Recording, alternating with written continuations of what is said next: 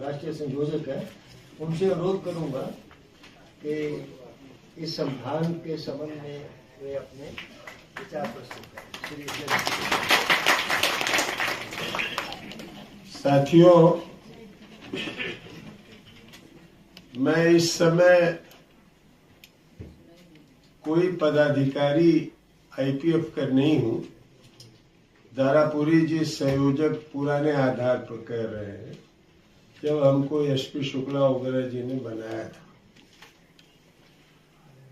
मेरी पहचान आईपीएफ में इतनी है कि मैं इसका संस्थापक सदस्य रहा हूं और इसकी जो नेशनल एग्जीक्यूटिव है उसका मैं पार्ट हूं।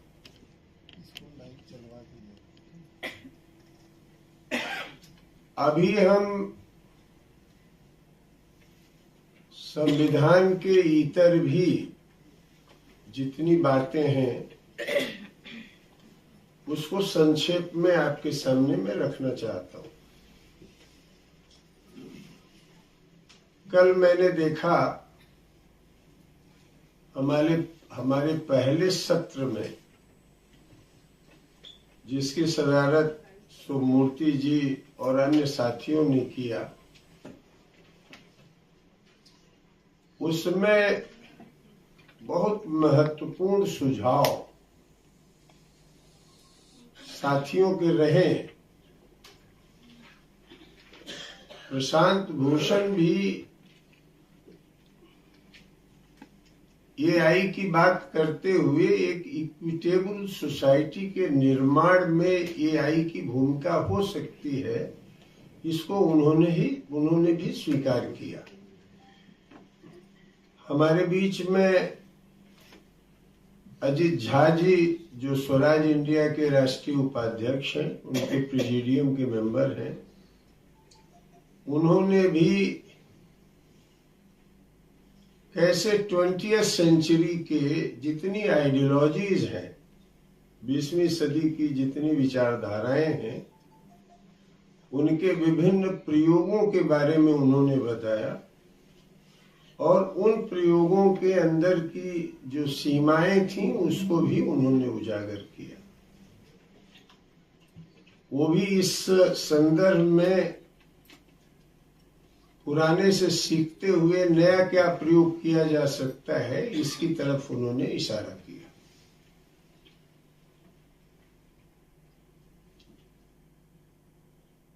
दूसरे सत्र में जो चर्चा हुई, मैं साफ उस पर रख देना चाहता हूं।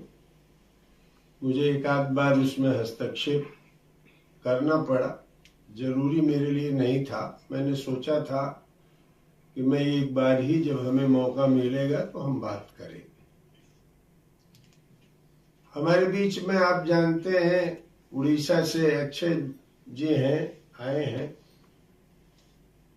और इन्होंने भी अरुण कुमार जी ने जो पूरा प्रस्ताव रखा था पॉइंट वाइज, उसको ध्यान में रखते हुए उन्होंने ये बात कही कि एक राष्ट्रीय अभियान चलाने के लिए हम लोगों को एक राष्ट्रीय स्तर पर एक मोर्चा भी बनाना चाहिए। तो यह मैं समझता हूं कि इस सम्मेलन में भी इसकी एक दिशा है और सम्मेलन ने इसको स्वीकार भी कर लिया। तो उसमें मैं जो परिचय वाली बात थी, राजनीतिक परिस्थिति के बारे में जो हमने सोचा, जो हमने अपने साथियों को अपने स्तर का जो मेरा सहयोग था उसको हमने दिया, उस पर मैं रमन जी की अभी जो टिप्पणी थी या अभी अब्रोल की जो टिप्पणी थी, वह हमारी नोटिस में है और वो एक महत्वपूर्ण इन लोगों के सुझाव है। राष्ट्रीय राजनीतिक परिस्थिति के बारे में मैं, साथी विजय प्रताप जी भी मौजूद है, उनको भी मैं चाहता था दो शब्द बोलते, लेकिन अब वो मंचों पर, इस तरह के मंचों पर आने से बचते हैं मेरे ख्याल से। तो लेकिन एक पुराने, मैं कह सकता हूं कि सैद्धांतिकी में उनकी समझ, राजनीतिक सैद्धांतिकी में उनकी समझ अच्छी है। उनसे बहुत कुछ भी हम लोग ले सकते हैं, सीख सकते हैं। आप लोगों ने जो कहा उसके अलावा कुछ नया होता तो मैं जरूर बोलता। तो इनका कहना है कि जो आपने कहा मेरे मन की बात उसमें हो गई है, इसलिए मैं नहीं बोला। सुमूर्ति जी हमारे बीच में, जयप्रकाश जी ने जो संघर्ष वाणी बनाई थी उसके पहले नेशनल कन्वीनर थे, उनका सुझाव और सहयोग मिलता रहा। अब मैं एब्रॉल का भी और आप सब लोगों को ध्यान आकर्षित करना चाहता हूं कि हमारी जो एक वाम उदार परंपरा है, और ये परंपरा 20वीं सदी की विचारधारा के सभी रूपों में मौजूद रहा है। चाहे वामपंथ में देखिए, या आप गांधी आंदोलन में देखिए, समाजवादी आंदोलन में देखिए, और यहां तक कि पेरियार, फूले, डॉक्टर अंबेडकर की भी परंपरा में देखिए। जो आज का यथार्थ है उससे रूबरू होना और उसको स्वीकार करना, ये साहस मुझे नहीं दिखता है, उसे नजरअंदाज किया जाता है। मैं जानता था, इसलिए पहले ही पैरा में जब हमने लिखा कि हिंदुत्व की जो ताकतें हैं वो वाम उदार राजनीतिक ताकतों से आगे हो गई, यह तथ्य हमें स्वीकारना होगा। और हमने ये कहा कि अगर वो हमसे आगे हो गई हैं, इतना समृद्ध उपनिवेशवाद विरोधी हमारे पास राष्ट्रीय आंदोलन था, आज भी देश भर में ढेर सारे आंदोलन चल रहे हैं, बावजूद इसके हम पिछड़ते क्यों चले जा रहे हैं? इस पर हमको अपनी नीतियों का पुनर्मूल्यांकन करना होगा, अपनी राजनीतिक दिशा का पुनर्मूल्यांकन करना पड़ेगा। नई परिस्थिति का कोई नयापन हमारे साथियों में नहीं दिख रहा है, बने बनाए फार्मूले हैं, उसके तहत हम लोग उसमें ऐड करते जा रहे हैं। जैसे मैं ये मानता हूं,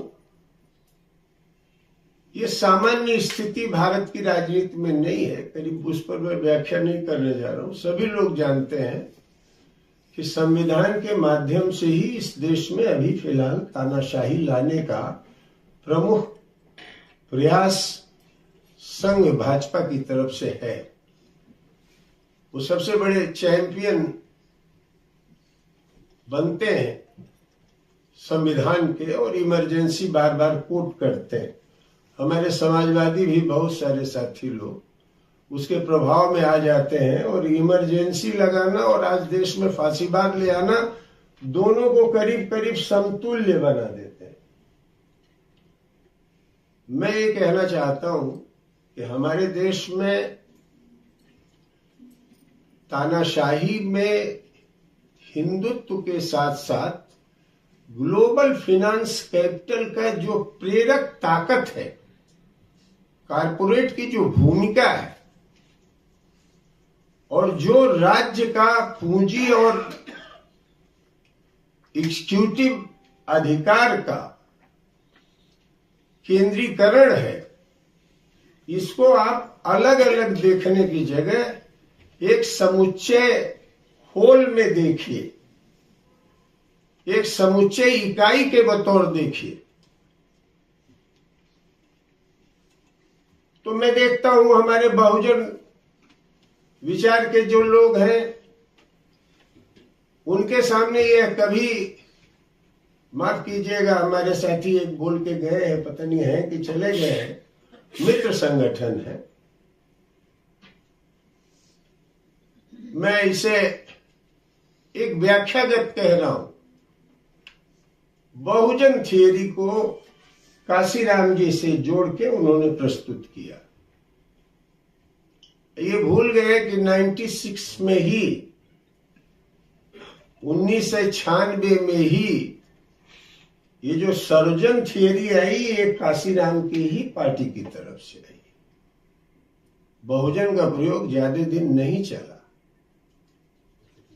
और उसमें अगर आरएसएस का उत्तर प्रदेश में विस्तार और विकास हुआ है तो उसकी वैधता प्रदान करने में बीएसपी की भी बड़ी भूमिका है।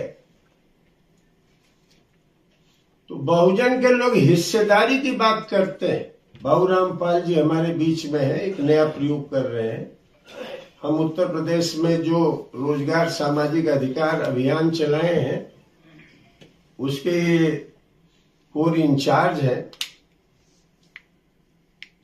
मैं इस सवाल पर ये दो बात कहता हूं, हिस्सेदारी भी चाहिए, लेकिन राज्य का चरित्र क्या होगा, इस पर आप चुप क्यों रहते हो? राज्य का चरित्र भी लोकतांत्रिक हो। राज्य का चरित्र अगर लोकतांत्रिक नहीं हुआ तो आप हिस्सेदारी लेके करेंगे क्या? कुछ परिवार आपके समृद्ध हो जाएंगे, कुछ घर मजबूत हो जाएंगे, कुछ आप भी, जिसको नव ब्राह्मणवाद कहते हैं, वही आप भी वही ढर्रे पे जाएंगे जो कभी सवर्ण जातियां किया करते थे। तो मैं ये कहना चाहता हूं कि यह जो 20वीं सदी की हमारी विचारधारा है, जिसके सब चीजों से हमें सीखना चाहिए, लेकिन यह चुनौती आपके सामने 20वीं सदी की विचारधाराएं रखती हैं कि वर्तमान दौर में जो आपके राजनीतिक कार्यभार है, जिसको आप वैज्ञानिक नजरिया कह सकते हैं या मार्क्सवादी दृष्टि से कह सकते हैं, मेथोडोलॉजी के लिए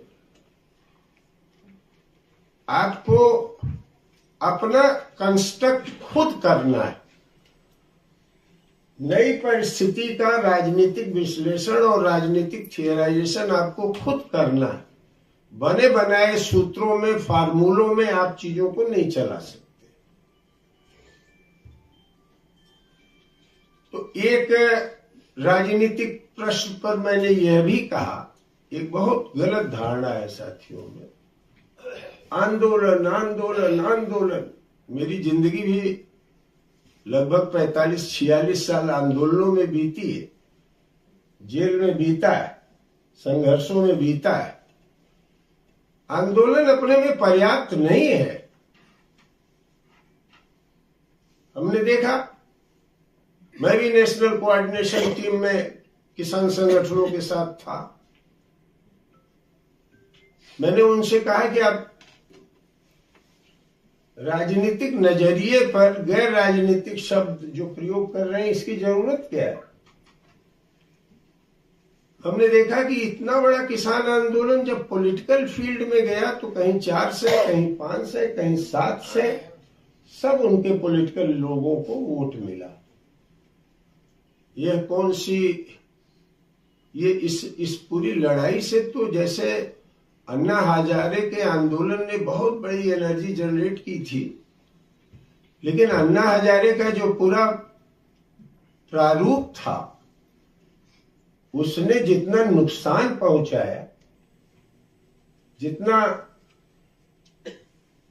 इसी वजह से अन्ना हजारे आंदोलन हो गया कि लोग सोचते हैं कि आंदोलन तो खड़ा हुआ, कार्यकर्ता तैयार हुए। कार्यकर्ता किसके लिए तैयार हुए? आम आदमी पार्टी के लिए है। आम आदमी पार्टी क्या है? ये जो स्थापित पार्टियां हैं, इनसे कोई भिन्न रुख उसने अख्तियार किया? कुछ मामलों में तो इसका जो चरित्र है ज्यादा संदिग्ध है, खास तौर पर विदेशी पूंजी लेने के संदर्भ। तो मैं ये कह रहा हूं कि आंदोलन सही की दृष्टि साफ होनी चाहिए कि वह एक नई ऑटोनमस राजनीति भी वह आंदोलन खड़ा कर रहा है कि नहीं खड़ा कर रहा है। और राजनीति में 45 साल में हमने सुना है, समझा है कि हमको 24/7 इन दलों के साथ पॉलिटिकल कंपटीशन में आना पड़ेगा, तभी हम बीजेपी और आरएसएस के प्रारूप को तोड़ सके। आंदोलन माध्यम है एक लोकतांत्रिक राजनीति खड़ा करने की। आंदोलन अपने में सब कुछ नहीं। अदरवाइज आंदोलन में जिस तरह से किसान संघर्ष को आपने देखा, जिस तरह से इतने बड़े भारी ट्रेड यूनियन मूवमेंट को आपने देखा, लेकिन उसका पॉलिटिकल कंटेंट, समाज को प्रभावित करने वाला कंटेंट उतना प्रभावशाली नहीं रहा है। यह प्रभावशाली की श्रेणी में भी माना जाए कि न माना जाए राजनीतिक ढंग से, इस पर विचार हो सकता है। तो एक तो इस संदर्भ में मेरा कहना है, हम जितने भी प्रयोग हुए उन प्रयोगों से, जैसे रमन जी ने कहा कि एकेडमिक डिमर्स में मार्क्सवादी ही भारी पड़े थे, लेकिन 80 के बाद जो नई परिस्थितियां पैदा हुई, स्थापित मार्क्सवाद ने उसकी व्याख्या करने में असफल रहा है। ये बात सही। मार्क्सवाद भी हमारे देश में पार्टियों का पंथ हो गया। कुछ पार्टियों ने इसे पंथिक बना दिया। हिस्ट्री के बारे में, सोसाइटी के बारे में, नई परिस्थिति के बारे में कुछ बने बने फार्मूले हैं, उन फार्मूलों से उसको वो व्याख्या करते हैं।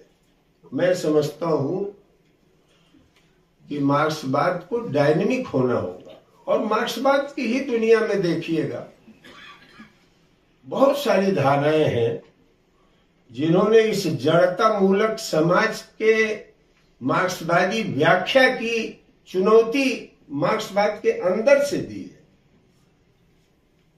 लेकिन हमारी एक जिस स्कूलिंग हुई थी, जहां स्कूलिंग हुई वहां अगर हमने देखा, वो स्कूलिंग एक खास पर्टिकुलर स्कूल का हुआ, जो आज भी कम्युनिस्ट पार्टियों के बैनर में गर्व के साथ लिखा जाता है, मार्क्स, लेनिन, स्टालिन, और कुछ लोग माओ को रखते हैं, कुछ लोग नहीं रखते। और विचारधारा में भी लिखते हैं कि मार्क्सवाद, लेनिनवाद, माओ विचारधारा। कुछ लोग विचारधारा कहते हैं, कोई माओवाद कहता है। कि जो पीपुल्स वार का पूरा पतन हुआ है आंध्र प्रदेश में, छत्तीसगढ़ में, तेलंगाना में, गढ़चौली में, ये उसी माओवाद, बदली हुई परिस्थितियों में भी लिबरेटेड जोन की अवधारणा पर लोग खड़े थे। तो मैं ये कह रहा हूं कि थोड़ा नए सिरे से आपको सोचना। कुछ लोग हमसे कहते हैं, मैंने कहा कि मैं वाम और दक्षिण इस तरह के ध्रुवीकरण के पुरानी शब्दावली का भी मैं पक्षधर नहीं। संतोष भारती इंडिया, जो उनकी एक लाउड इंडिया इंटरव्यू में हमसे पूछे, तो मैंने कहा कि भाई डेमोक्रेटिक आइडियोलॉजी कहने में गांधी से लेके और जितने भी यहाँ धारा के लोग हैं, चाहे समाजवादी हो, चाहे कम्युनिस्ट हो, चाहे अम्बेडकराइट हो, उनको वामपंथी कहने की जगह कुछ लोग कम्युनिस्ट पार्टियों में बोले कि हम इन सब लोगों को वामपंथी मानते हैं। मैंने कहा आप अपने वामपंथ को क्यों चिपकाना चाहते हैं? वर्धन साहब से मेरी बात हो रही थी, दिवंगत हो गए। हमने कहा आप क्या यह पर्याप्त नहीं है कि हम उनको डेमोक्रेटिक कहें? डेमोक्रेसी का क्या मतलब है? केवल इलेक्टोरल पॉलिटिक्स में सरकार बना लेना, यही डेमोक्रेसी है? डेमोक्रेटिक आप लेफ्ट राइट, ये कब तक बाइनरी आप चलाएंगे? ये बाइनरी आपको बंद करनी पड़ेगी। आपको एक ब्रॉड डेमोक्रेटिक कोलिशन में जाना होगा। अभी प्रकाश जी ने भी भेजा हमको, बात भी हुई, मेरी मित्र है, लेफ्ट डेमोक्रेटिक फोर्सेस का कैसे मजबूत किया जाए। मैंने कहा क्यों? लेफ्ट डेमोक्रेटिक फोर्सेस का ना जरूरी है क्या? पहचान ले आना जरूरी है क्या? आरएसएस और बीजेपी के खिलाफ एक ब्रॉड डेमोक्रेटिक फ्रंट बने तो डेमोक्रेटिक फ्रंट बनाने में एतराज क्या है? अगर आप सही मायने में डेमोक्रेसी की बात करते हैं, इसी में मैं हमारे साथ में जो साथी बैठे हैं, मैंने कहा ये 20वीं सदी में एक अभियान चल गया पूंजीवाद बनाम समाजवाद का। लेनिन की एक खास परिस्थिति थी। लेनिन ने जिस इनकलाब को लीड किया उसको उन्होंने समाजवादी कहा। लेकिन क्या लेनिन ने समाजवादी अर्थव्यवस्था लागू की? लेनिन 2 कदम पीछे हटके उन्होंने जो व्यवस्था लागू की उसको बहुत लोग पूंजीवादी ही कहेंगे, न्यू इकोनॉमिक पॉलिसी। लेनिन ने कहा कि हम कर ही नहीं सकते इस चीज को। और वही आपने देखा माओ ने जो गलती की, सबको डेविएशन और ये वो कह के, तो माओ अपने समय में ही पराभव के शिकार हो गए। और नई पीढ़ी अगर उनकी आई, जिसको हम खारिज करते हैं, उस नई पीढ़ी ने चीन को बचा दिया। अगर पुराने ही दायरे में रहे होते तो चीन बचता नहीं। चाहे नाम मात्र का ही सोशलिस्ट स्टेट है, लेकिन आज चीन वहां रहता नहीं। तो मैं इसलिए कहना चाहता हूं, लोग कहते हैं आप गांधी की बड़ी तारीफ करते हैं। मैंने कहा गांधी आज भी प्रासंगिक है, तारीफ नहीं मैं करता। मैं गांधी की मूर्ति की पूजा नहीं करता, आश्रम पर जाके उनके नाम 2 कदम नहीं चलाता। लेकिन गांधी को मैं भारत का सबसे बड़ा पॉलिटिकल माइंड मानता हूं। गांधी को मालूम था कि सभी संघर्षों को जोड़ते हुए गांधी ने पश्चिम के विरुद्ध गरीब मुल्कों के साथ भारत का जो प्रयोग हुआ, उससे बहुत कुछ सीखा जा सकता है। और दूसरा जो मैत्री भाव था हमारे समाज का, हमारी जो संवेदना मैत्री भाव की थी, फ्रेटर्निटी की थी, जो हमारे वेद में की कुछ ऋचाओं में भी है, और जो बुद्ध से लेके लोकायत परंपरा में भी है, वह जनता के बीच में मैत्री भाव, बहुलता के साथ मैत्री भाव स्थापित करने का था। ये गांधी का यह जो प्रयोग था, इससे बहुत कुछ सीखा जा सकता है। इसका मतलब ये नहीं है कि हम डॉक्टर अंबेडकर की अवहेलना करते हैं। मैं भारतवर्ष में बहुत बड़ा थिंकर डॉक्टर अंबेडकर को मानता हूं, उनके रेडिकलिज्म को मानता हूं। उनकी लड़ाई गांधी जी के साथ थी, वो जेन्युइन थी। दोनों के अप्रोच भिन्न थे, लेकिन दोनों में यूनिटी भी थी। यूनिटी न होती तो कैबिनेट में आते ही क्यों डॉक्टर अंबेडकर? तो कोई संघर्ष केवल संघर्ष के लिए नहीं चलता है, एकता भी होती है। तो मैं ये कह रहा हूं कि अभी की तारीख में हमने मोटे तौर पर जो एक मोर्चे के लिए मान्य हो सके, उसी बात को हमने कल आज के प्रयोगों में रखा है। जैसे एसपी शुक्ला जी जो इस आईपीएफ के पॉलिटिकल थियरी को डेवलप करने में भूमिका निभाई, उनसे बात हो रही थी। मैंने उनसे कहा कि साउथ साउथ के माध्यम से हम अंतर्राष्ट्रीय परिस्थिति पर विचार करना चाहते हैं। तो उन्होंने जया का नाम लिया, विनीत का नाम लिया, कहा कि वो अच्छा काम है उस पर, जया को इसके लिए अप्रोच करो। तो जया को मैंने कहा, ये भी फाउंडर मेंबर में ही थी। हम जब अनशन पर बैठे थे 10 दिन के लिए, तो जया जी उस समय, जिसमें जस्टिस सच्चर से लेके वर्धन प्रकाश सब लोग आते थे, तो जया जी ने उस समय भी बड़ी भूमिका निभाई थी। तो वहां मैंने ये कहा कि भाई देखिए, आज जो ट्रंप है वो कल के अमेरिका का प्रतिनिधि नहीं है। कल का जो अमेरिका था वह सेकेंड वर्ल्ड वॉर के बाद जो विश्व व्यवस्था बनी, जिसको ब्रॉडली लोग लिबरल वर्ल्ड ऑर्डर के रूप में जानते हैं, उदार व्यवस्था में, जिसमें संस्थाएं बनी, आईएमएफ बना, वर्ल्ड बैंक बना, यूएनओ बना, ढेर सारी एजेंसीज बनी, वो पर्दा ले करके हुकूमत अमेरिका करता। और इसी पर्दे में अमेरिका ने पूरी दुनिया में सेकेंड वर्ल्ड वॉर के बाद अपनी हेजिमोनी कायम कर ली।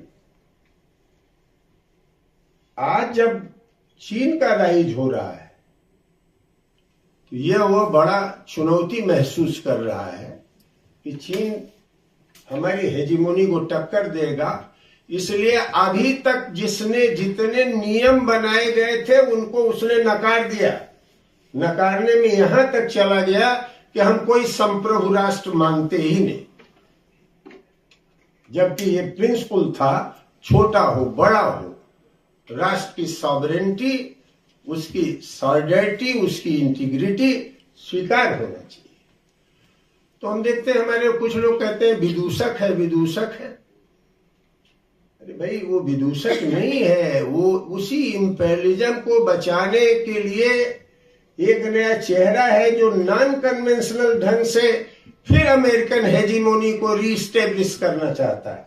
उसका मकसद अमेरिका को डीस्टेबलाइज करना नहीं है। उसने ये देख लिया कि अमेरिका पुराने ढंग से वर्ल्ड में अपनी हेजिमोनी नहीं रख सकता है, इसलिए उसने बदल दिया उस समय। नॉन कन्वेंशनल, गैर पारंपरिक ढंग से वह पुनः अपनी स्थापना कर रहा है। और उसमें ये कल विनीत ने रखा ही था, किस तरह से फिलीपाइंस, यहाँ आपके फलस्तीनियंस के साथ गाजा में, वेस्ट बैंक में किस तरह से चीजें हो रही, ये दुनिया के सामने। तो एक भारत के ही साथ देखिए, विश्व गुरु बनने का जो भी सपना इन्होंने दिखाया था, इतना बुरा प्रधानमंत्री इस देश में, इतना बैंकरप्ट प्रधानमंत्री इस देश ने आज तक नहीं देखा था, जितना बड़ा बैंकरप्ट हिंदुस्तान का प्रधानमंत्री। लेकिन हमको सोचना होगा कि सब बैंकरप्सी के बाद भी जनता के पीछे, जनता उसके पीछे गोलबंद क्यों है? तो यहां मैं देखता हूं कि हमारे अंदर में जो विपक्ष है उसके अंदर कमजोरी है। हमने सही ढंग से शिनाख्त करके राजनीति को आगे बढ़ाने के लिए जन आंदोलन नहीं किया। सत्येंद्र जी इस बात से कल क्षुब्ध थे, प्रशांत जी और अजीत झा की बात सुन के। मैंने कहा, उनका कहना है कि चीन का जो मॉडल है उस मॉडल को दुनिया को सीखना चाहिए। हमने कहा देखिए, चीन मेरी नजर में, जहां तक ग्लोबल ऑर्डर की बात है, जो यूनिपोलर ग्लोबल ऑर्डर है उसके खिलाफ जो मल्टीपोलर ऑर्डर के लिए चीन लड़ रहा है, या साउथ साउथ देशों को गोलबंद कर रहा है, लेकिन उसकी मैं भूमिका बहुत बड़ी भूमिका मानता हूं। लेकिन ब्रिक्स बनाना ही पर्याप्त नहीं है, क्योंकि ब्रिक्स भी ग्लोबल फाइनेंस कैपिटल से डीलिंक करने के सवाल पर आज तक उसमें बहुत सारी ऐसी फोर्सेज हैं जो ग्लोबल फाइनेंस कैपिटल से डीलिंक नहीं कर रही। तो ब्रिक्स एक अच्छा कदम है, लेकिन यह अपने में पर्याप्त नहीं है। अंतिम लक्ष्य वही है कि फाइनेंस कैपिटल के साथ हम कैसे स्वतंत्र हो, अपनी पूंजी कैसे बनाएं, अपनी तकनीक कैसे बनाएं, अपना बाजार कैसे बनाएं, यह हमारे सामने बहुत बड़ी चुनौती है। और जहां तक बात है अंतर्राष्ट्रीय स्तर पर मल्टीपोलैरिटी की, मैं चीन को मानता हूं, लेकिन चीन के अंदर की जो व्यवस्था है उसका मैं समर्थक नहीं। चाहे वो भले कहें कि हमारे यहां ये नया एक्सपेरिमेंट डेमोक्रेसी का है, एक सर्वसत्तावादी राज्य से विकास की जो अवधारणा है, हो सकता है वो देश विकसित हो जाए, लेकिन आजादी की कीमत पर नहीं होना चाहिए। ये हमारे देश की परंपरा रही है, इस परंपरा से हम सीखते हैं। इसी सवाल पर आचार्य नरेंद्र देव से लेकर सब लोगों का मतभेद भी था। तो इसलिए मैं इस बिंदु पर पहुंचा हूं, ये जितनी धाराएं हैं, चाहे वो बहुजन के नाम पर हो, चाहे मार्क्सवाद के नाम पर हो, चाहे गांधी के नाम पर हो या अंबेडकर के नाम पर हो, इनको जरूर पुनर्मूल्यांकन अपने थियराइजेशन का करना होगा, और जो आज प्रासंगिक नहीं रह गया है उसे छोड़ देना। मैं समझता हूं कि आपका समय मैंने ज्यादा ले लिया, खाने का भी समय है, अभी टाइम है। तो ये मोटी मोटी बातें मुझे समझ में आई हैं, और मुझे देखिए इसकी एक बड़ी खुशी है कि जो काम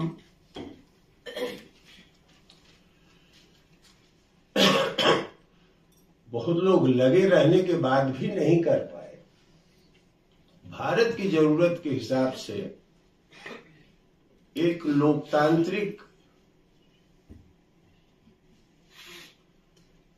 मोर्चे का गठन करना, और उस लोकतंत्र के लिए अभी ये मानना समाजवाद की वकालत करना अभी काम नहीं है। अभी हमारे देश में बहुत सारी उत्पादन की शक्तियां हैं, उनके विकास का मौका ही हमने नहीं दिया। यहां तक कि हम अपने खेती से उत्पन्न जो पैदावार है उसके हिसाब से कल कारखाने प्रोसेसिंग नहीं शुरू की। हमारी पूरी एमएसएमई खत्म हो गई। हमारे पूरे के पूरे 6 लाख करोड़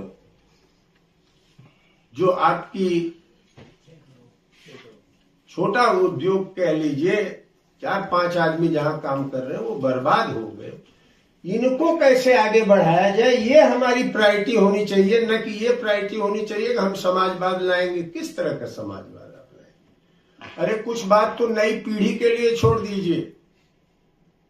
हम ज्योतिषाचार्य नहीं है कि बता देंगे कि कल कैसे चलेगा।